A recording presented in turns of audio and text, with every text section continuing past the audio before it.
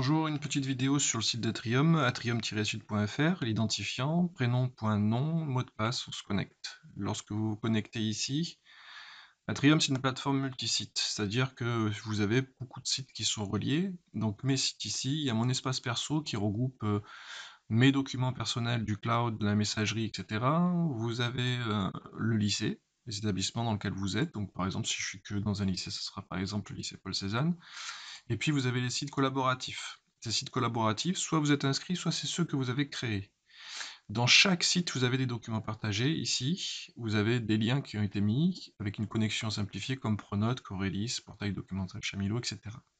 Si vous voulez créer un site collaboratif et mettre des élèves, vous cliquez ici, ajouter un site collaboratif, vous mettez son nom, etc. etc.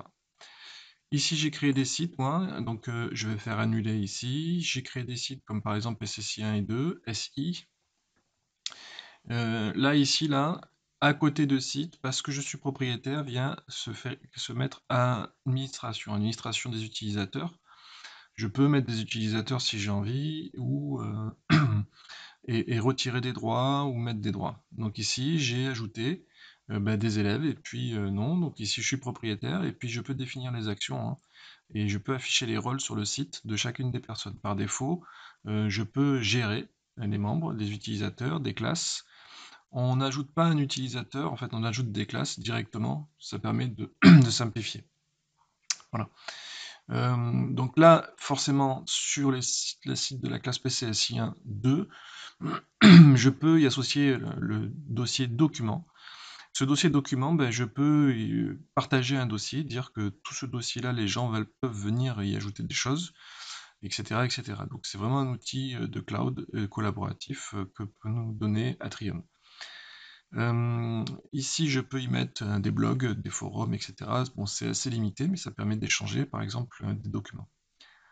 Si je reviens sur le site du lycée, vous avez de nombreux outils collaboratifs en ligne, comme Chamilo, par exemple. Chamilo, c'est une plateforme d'apprentissage à distance. Donc ici, vous tombez là-dessus, c'est une connexion automatique. Et puis vous pouvez créer des cours, et dans ces cours, vous pouvez déposer des documents, donner du travail, faire du rendu. Donc là ici par exemple je prends les PCSI 1 et 2 SI. Donc pour pouvoir le créer, il suffit de créer directement un cours, vous pouvez le faire. Et les utilisateurs, tous les utilisateurs du lycée sont sur la base. Donc quand vous cliquez sur utilisateur, donc là c'est tous les outils, soit vous les cachez les outils, soit vous les visualisez pour l'élève. Et dans utilisateur, vous pouvez ajouter des utilisateurs. Voilà. Moi je vous conseille de passer par classe. Vous cliquez sur classe.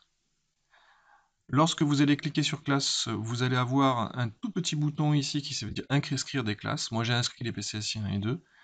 Et automatiquement, en fait, par rapport à la base Atrium, toutes les classes sont référencées. Donc là, toutes les classes du lycée vont s'ajouter, il suffit de faire une action plus pour pouvoir enregistrer. Moi j'utilise beaucoup Atrium Chamilo pour pouvoir y déposer des documents, des corriger. Mais vous pouvez aussi faire une interaction, donner des travaux avec une date limite de rendu, etc. etc. Voilà. Je peux cacher ou rendre actif soit un dossier, soit des fichiers pour les DS, CDM, les cours, les TD, etc. Et les fiches de rappel, voilà. Donc voilà deux outils intéressants dans Atrium que vous pouvez utiliser. Bon courage!